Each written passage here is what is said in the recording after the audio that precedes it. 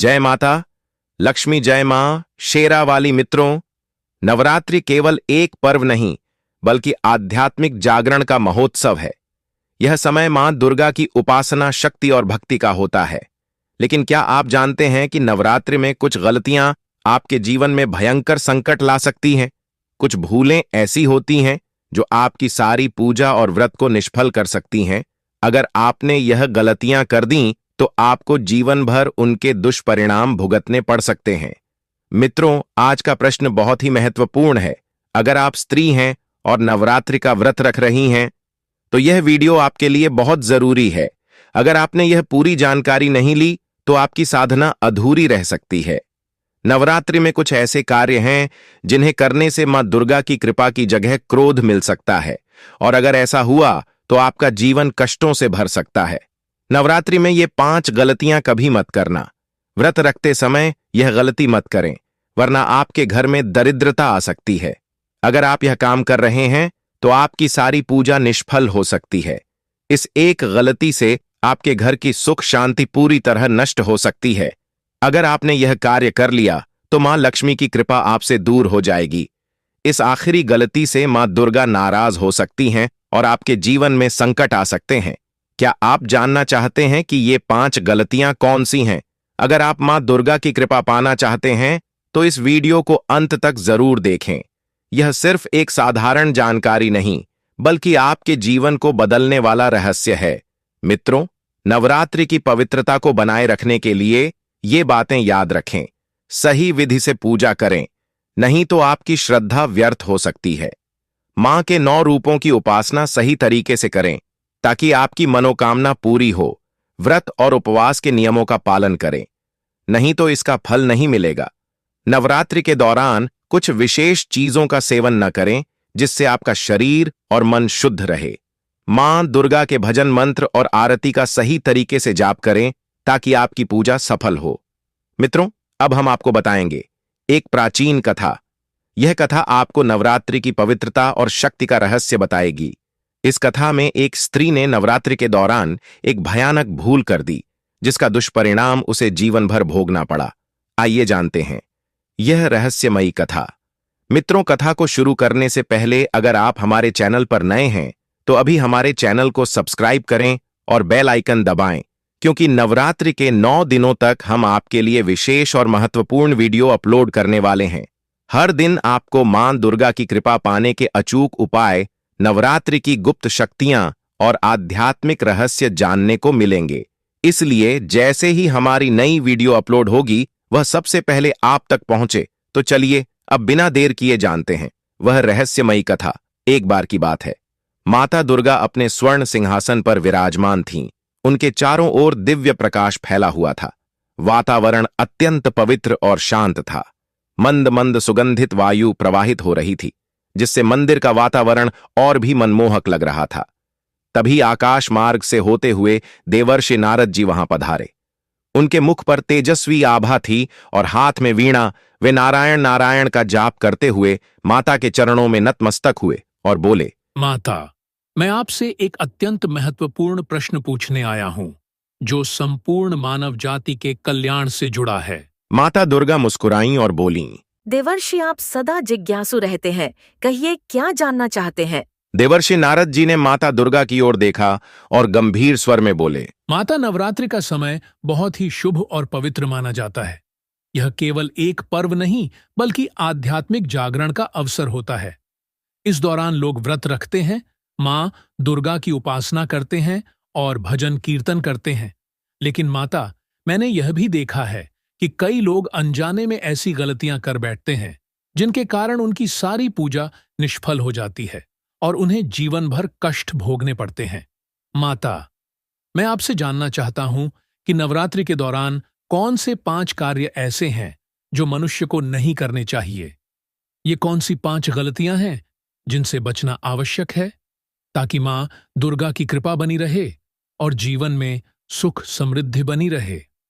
माता, कृपया मुझे इस विषय में ज्ञान दीजिए ताकि मैं संपूर्ण मानव जाति को यह संदेश दे सकूं और वे इन गलतियों से बचकर अपना जीवन सुखमय बना सकें। माता दुर्गा ने देवर्षि नारद जी की बात ध्यानपूर्वक सुनी और कुछ क्षणों के लिए मौन रहीं।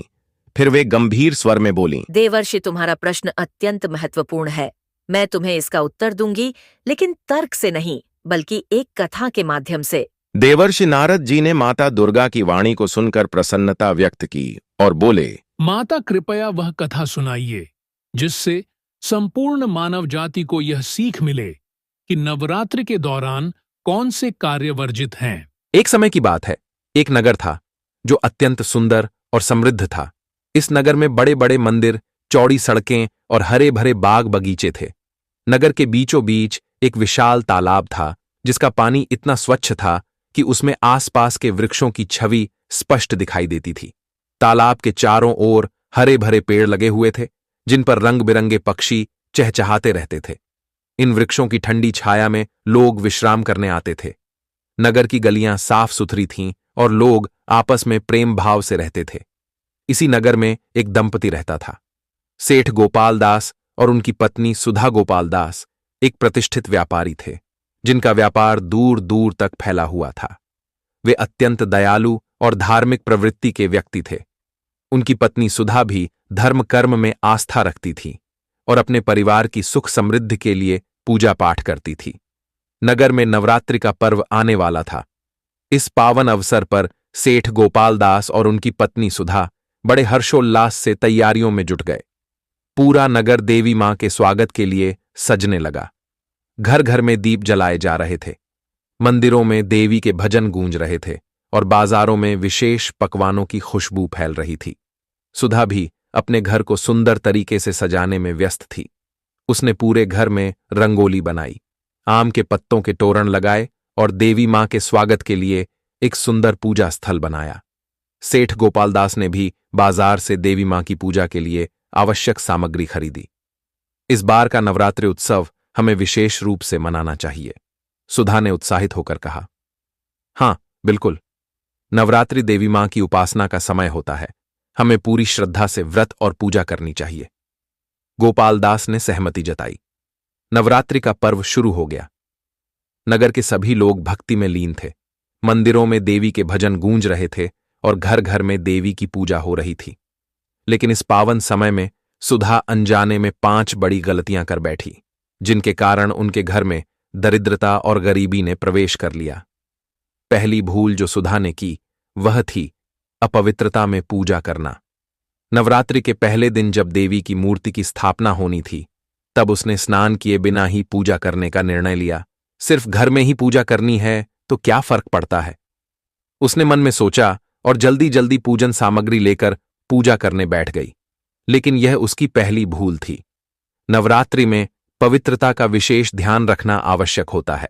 अपवित्रता में की गई पूजा का फल नहीं मिलता, बल्कि देवी मां अप्रसन्न हो सकती हैं। लेकिन सुधा को इस बात का ज्ञान नहीं था। दूसरी गलती यह हुई कि सुधा ने व्रत में गलत आहार ग्रहण किया। नवरात्रि में सात्विक भोजन करने का विशेष महत्व होता है, लेकिन पहले ही दिन उसने व्रत के दौरान तली भुनी चीजें और मसालेदार भोजन खा लिया। सिर्फ फलाहार से क्या भूख मिटेगी, उसने सोचा, और आलू चिप्स, पकौड़े और अन्य तली भुनी चीजें खाने लगी। लेकिन यह व्रत की शुद्धता को भंग कर रहा था। देवी मां के व्रत का अर्थ केवल भूखा रहना नहीं, बल्कि आत्म संयम और सात्विकता बनाए रखना होता है। लेकिन सुधा को इस बात का एहसास नहीं था। तीसरी गलती यह थी कि सुधा ने नवरात्र के दौरान क्रोध और कलह को अपने घर में स्थान दे दिया। एक दिन जब सेठ गोपाल दास पूजा करने में थोड़ा देर से आए तो सुधा क्रोधित हो गई। आपको पूजा की बिल्कुल भी परवाह नहीं, मैं अकेले ही सारा काम कर रही हूं और आपको बस अपने व्यापार की चिंता है। सेठ गोपाल दास ने शांतिपूर्वक समझाने का प्रयास किया, लेकिन सुधा ने उनकी एक नहीं सुनी और क्रोध में बड़बड़ाने लगी।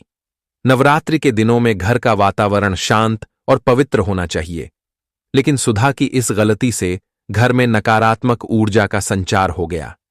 चौथी गलती यह थी कि सुधा ने नवरात्रि में किसी भी जरूरतमंद की सहायता नहीं की। नवरात्रि के तीसरे दिन एक गरीब वृद्ध महिला उनके दरवाजे पर भिक्षा मांगने आई। मां, मुझे कुछ भोजन दे दो, मैं बहुत भूखी हूं, वृद्धा ने करुणा भरी आवाज में कहा। लेकिन सुधा ने उसे अनसुना कर दिया और कहा, अभी हमारे पास समय नहीं है, तुम कहीं और जाओ। लेकिन नवरात्रि का अर्थ ही सहयोग, दया और सेवा भाव से जुड़ा हुआ है। सुधा की यह गलती देवी मां की कृपा से उन्हें दूर कर रही थी, लेकिन उसे इसका आभास नहीं था। पांचवीं और सबसे बड़ी गलती यह थी कि सुधा ने नवरात्रि में देवी मां के भजन और आरती को अनदेखा किया। रोज मंदिरों से देवी के भजन की आवाज आती, लेकिन सुधा उसे सुनने की बजाय अन्य कामों में व्यस्त रहती। भजन सुनने का समय कहाँ है, इतना सारा काम है, उसने सोचा और अपने कार्यों में लग गई। लेकिन देवी मां की भक्ति और आराधना के बिना नवरात्रि अधूरी होती है। इस गलती के कारण उनके घर की सकारात्मक ऊर्जा धीरे धीरे नष्ट होने लगी। नवरात्रि समाप्त हो गई, लेकिन कुछ ही दिनों बाद सेठ गोपाल दास के व्यापार में अचानक नुकसान होने लगा।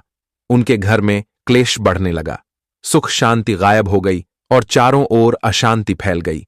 धीरे धीरे उनका घर आर्थिक संकट से घिर गया। गोपाल दास को समझ नहीं आ रहा था कि अचानक उनके जीवन में यह कठिनाइयां क्यों आने लगीं। सुधा ने देखा कि उनका परिवार परेशानियों में घिर गया है। अब उसे अपनी गलतियों का एहसास होने लगा। यह सब कैसे हुआ? मैंने तो पूरी श्रद्धा से नवरात्रि मनाई थी, फिर भी हमारे घर में दरिद्रता क्यों आ गई? वह बहुत चिंतित रहने लगी और सोचने लगी कि उसे इस समस्या का समाधान खोजना होगा। फिर एक दिन उसने निर्णय लिया कि वह किसी विद्वान संत के पास जाकर अपनी समस्या का समाधान पूछेगी। नगर से कुछ ही दूरी पर एक घना जंगल था, जहां एक महान संत रहते थे। लोग कहते थे कि वे अत्यंत ज्ञानी और तपस्वी थे। सुधा ने निश्चय किया कि वह उन संत के पास जाकर अपनी परेशानी का हल पूछेगी। सुधा जैसे ही संत के आश्रम में पहुंची, वहां का वातावरण देखकर मंत्रमुग्ध रह गई। चारों ओर हरियाली थी। वृक्षों की छाया में संत के शिष्य साधना कर रहे थे। आश्रम का वातावरण अत्यंत शांत और पवित्र था। चारों ओर एक अद्भुत सकारात्मक ऊर्जा महसूस हो रही थी। सुधा ने धीरे धीरे कदम बढ़ाए और संत के पास पहुंची। संत अत्यंत तेजस्वी और शांतचित्त दिखाई दे रहे थे। उनके मुख पर अद्भुत तेज था, मानो वर्षों की तपस्या और साधना ने उन्हें दिव्यता प्रदान कर दी हो। सुधा ने विनम्रता से प्रणाम किया और हाथ जोड़कर बैठ गई। संत ने धीरे से आंखें खोलीं और सुधा की ओर देखा। उनकी दृष्टि में एक गहरी समझ थी, मानो वे पहले से ही जानते हों कि सुधा किस समस्या से ग्रसित है। सुधा ने कांपते स्वर में कहना शुरू किया, महाराज, मैं एक सामान्य गृहस्थ स्त्री हूँ।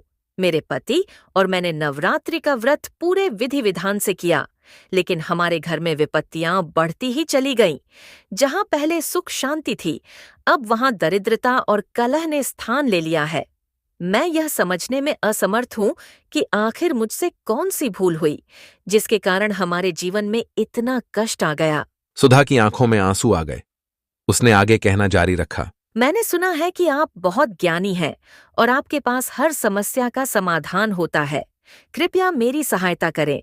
मुझे बताइए कि मैंने कौन सी गलतियां की जिनके कारण मेरे घर में इतनी परेशानियां आ गईं। संत कुछ क्षण चुप रहे, फिर गहरी सांस लेकर बोले, वत्स, तुम्हारी व्यथा समझ सकता हूं, लेकिन पहले मैं तुम्हें एक कथा सुनाऊंगा जो तुम्हारी शंकाओं का समाधान करेगी। एक समय की बात है, एक छोटे से गांव में राम शरण नाम का एक व्यक्ति रहता था। वह बहुत ही मेहनती, ईमानदार और धर्मप्रिय था। उसकी पत्नी सुमित्रा भी धार्मिक विचारों वाली थी। वे दोनों हर साल नवरात्रि का व्रत रखते, मां दुर्गा की पूजा करते और पूरे विधि विधान से अनुष्ठान संपन्न करते। उनके घर में कभी धन की कमी नहीं थी, सुख शांति बनी रहती थी और लोग उनके घर को आदर्श गृहस्थी का उदाहरण मानते थे। लेकिन एक वर्ष नवरात्रि के दौरान सुमित्रा से 5 ऐसी भूलें हो गईं, जिनके कारण उनके जीवन में दरिद्रता और कष्टों का प्रवेश हो गया। पहली भूल, नवरात्रि के पहले दिन ही सुमित्रा ने अपने मन में क्रोध और अहंकार को स्थान दे दिया। उसने घर की नौकरानी को अपमानित किया, उसे डांटा और अपशब्द कहे। जब नौकरानी ने रोते हुए कहा, मालकिन, मैं भी मां दुर्गा की भक्त हूं, कृपया मुझसे इस तरह बात न करें, तो सुमित्रा ने उसे और भी बुरी तरह फटकार दिया। यह नवरात्रि का पहला दिन था और उसी दिन से घर में अशांति बढ़ने लगी। पूजा के दौरान बार बार दिया बुझ जाता, फूल मुरझाने लगते और वातावरण भारी महसूस होने लगा। लेकिन सुमित्रा को यह समझ नहीं आया कि यह सब क्यों हो रहा है।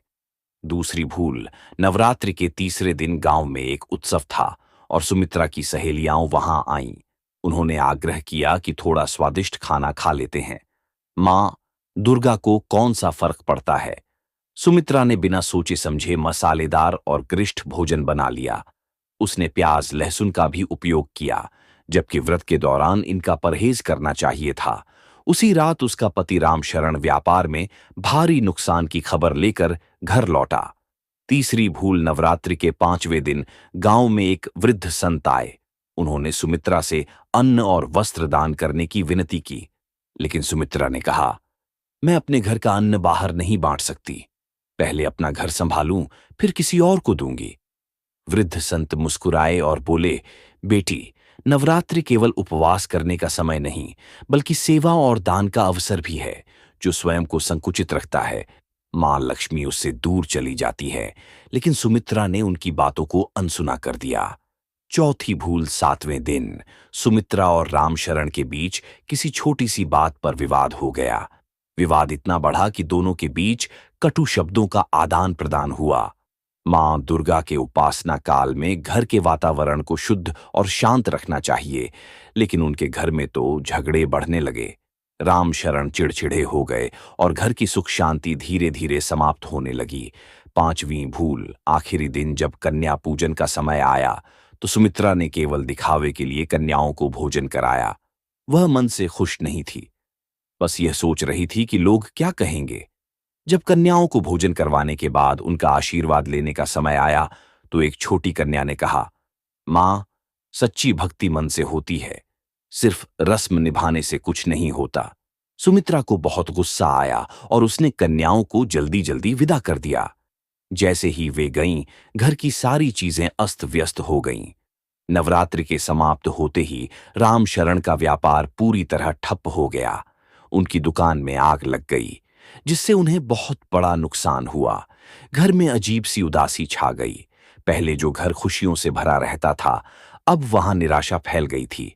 सुमित्रा को धीरे धीरे एहसास होने लगा कि उसकी गलतियों के कारण ही उनके घर में दरिद्रता आ गई थी।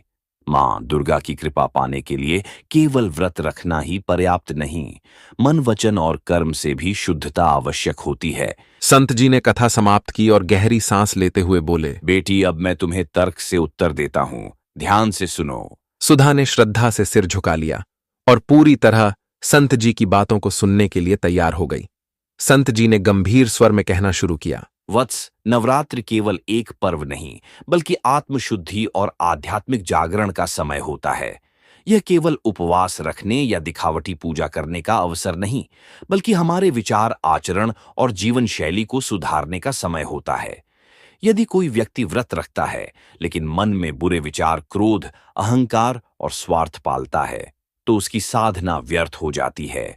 अब मैं तुम्हें तर्क से समझाऊंगा कि वे 5 गलतियां क्या हैं और उनका वास्तविक प्रभाव क्या पड़ता है। यदि तुम किसी को अपमानित कर रही हो, किसी के प्रति द्वेष, क्रोध या अहंकार रख रही हो, तो फिर उपवास रखने से क्या लाभ। नवरात्रि का अर्थ केवल भोजन का त्याग नहीं, बल्कि मन, वचन और कर्म से पवित्रता अपनाना है। जब सुमित्रा ने अपनी नौकरानी को अपमानित किया, तो उसने मां दुर्गा के उस रूप का अपमान किया जो हर जीव में बसती है। जब हम किसी को अपशब्द कहते हैं, तो हम अनजाने में मां के ही किसी रूप को ठेस पहुंचा रहे होते हैं। यही कारण है कि उसकी पूजा निष्फल हो गई और घर में अशांति फैलने लगी। व्रत में भोजन की पवित्रता आवश्यक क्यों होती है? भोजन केवल शरीर के लिए नहीं, बल्कि आत्मा के लिए भी होता है। नवरात्रि में सात्विक भोजन करने का मुख्य कारण यह है कि हमारा शरीर और मन शुद्ध बना रहे। गरिष्ठ भोजन, प्याज, लहसुन, मांसाहार आदि खाने से मन में तामसिक प्रवृत्तियां बढ़ती हैं, जैसे क्रोध, आलस्य और वासनाएं। जब मन अशांत होता है तो हम सही निर्णय नहीं ले पाते। यही कारण है कि सुमित्रा के घर में अशांति फैल गई और उसके पति के व्यापार में हानि हो गई। संसार का सबसे बड़ा नियम है, जो देता है वही पाता है। जब हम अपने हाथ बंद कर लेते हैं और केवल अपने लिए संचय करते हैं, तो हमारे जीवन में दरिद्रता का प्रवेश हो जाता है। सुमित्रा ने संत को अन्न देने से इनकार कर दिया, यह सोचकर कि पहले अपने घर का ध्यान रखना चाहिए। लेकिन क्या उसने सोचा कि जिस अन्न पर मां अन्नपूर्णा का आशीर्वाद नहीं, वह घर में अधिक दिनों तक टिक सकता है नहीं। यही कारण था कि उसकी बरकत धीरे धीरे समाप्त हो गई। जब हम दान करते हैं तो मां लक्ष्मी प्रसन्न होती हैं और हमारी संपत्ति में वृद्धि होती है। नवरात्रि में व्रत का असली उद्देश्य यह है कि हम मन, वचन और कर्म से संयम रखें। यदि घर में कलह है, वाणी कटु हो गई है, तो फिर पूजा का कोई लाभ नहीं। पति पत्नी का संबंध विश्वास और प्रेम पर आधारित होता है, लेकिन यदि घर में झगड़े बढ़ जाए तो वह स्थान मंदिर नहीं, रणभूमि बन जाता है। यही कारण था कि सुमित्रा के घर से सुख शांति चली गई। मां दुर्गा कभी भी वहां निवास नहीं करती जहां कलह होता है। सच्ची पूजा वही होती है जो सच्चे मन से की जाए। यदि तुम केवल दिखावे के लिए कन्या पूजन कर रही हो, यदि तुम्हारे मन में श्रद्धा नहीं है, तो मां का आशीर्वाद भी नहीं मिलेगा। व्रत और पूजा केवल रस्में निभाने के लिए नहीं होती, वे हमारी आत्मा को जागृत करने के लिए होती हैं। यही कारण था कि सुमित्रा ने जब अधूरी श्रद्धा से कन्या पूजन किया तो उसके घर से मां लक्ष्मी का आशीर्वाद समाप्त हो गया। संत जी ने आगे कहा, बेटी, तुम्हें यह समझना होगा कि केवल नियमों का पालन करने से मां प्रसन्न नहीं होती, बल्कि सच्ची भक्ति और सच्चे मन से किए गए कार्य ही फल देते हैं। यदि तुम अपने घर में सुख, शांति और समृद्धि चाहती हो तो केवल व्रत मत रखो, बल्कि अपने विचारों को भी पवित्र बनाओ। अपने मन, वचन और कर्म को शुद्ध करो। किसी का अपमान मत करो, सात्विकता अपनाओ, दान पुण्य करो, घर में प्रेम बनाए रखो और सच्ची श्रद्धा से मां की पूजा करो। सुधा ने संत जी की बातें ध्यान से सुनी। अब वह समझ चुकी थी कि नवरात्रि केवल शरीर को शुद्ध करने का पर्व नहीं, बल्कि आत्मा को जागृत करने का भी समय है। उसने प्रण लिया कि वह अब से केवल बाहरी उपासना नहीं, बल्कि आंतरिक भक्ति को भी अपनाएगी। माता लक्ष्मी ने मुस्कुराते हुए नारद जी की ओर देखा और प्रेम पूर्वक कहा, नारद जी, अब मैं उम्मीद करती हूँ कि आपके सभी प्रश्नों का उत्तर आपको मिल गया होगा। नवरात्रि केवल एक पर्व नहीं, बल्कि आत्मशुद्धि और ईश्वरीय कृपा प्राप्त करने का सुनहरा अवसर है। यदि समस्त मानव जाति इस पावन समय में इन 5 गलतियों से बचेगी, तो उनके जीवन में कभी भी कोई समस्या नहीं आएगी। मां दुर्गा की कृपा सदा उनके ऊपर बनी रहेगी और उनके घर में सुख, शांति और समृद्धि का वास होगा। नारद जी ने श्रद्धा से सिर झुकाया और बोले, माता, आपकी अमृत वाणी ने मेरे सभी संशयों को दूर कर दिया। निश्चय ही यह ज्ञान संपूर्ण मानव जाति के लिए एक मार्गदर्शक बनेगा। मैं इस सत्य को लोक लोकांतर तक फैलाऊंगा ताकि सभी लोग मां दुर्गा की कृपा प्राप्त कर सकें। माता लक्ष्मी ने आशीर्वाद दिया और कहा, जो सच्चे मन से मां की आराधना करेगा, नियमों का पालन करेगा और अपने कर्मों को शुद्ध रखेगा, उसे कभी भी किसी संकट का सामना नहीं करना पड़ेगा। इसके बाद नारद जी ने माता को प्रणाम किया और नारायण नारायण कहते हुए आकाश मार्ग से प्रस्थान कर गए। मित्रों, यदि आपको यह कथा और पूजा विधि पसंद आई हो तो इस वीडियो को लाइक करें। यदि आप चैनल पर नए हैं तो अभी सब्सक्राइब करें, ताकि हम नवरात्रि से जुड़ी और भी महत्वपूर्ण वीडियो जैसे ही अपलोड करें तो सबसे पहले आप तक पहुंचे। जय माता दी।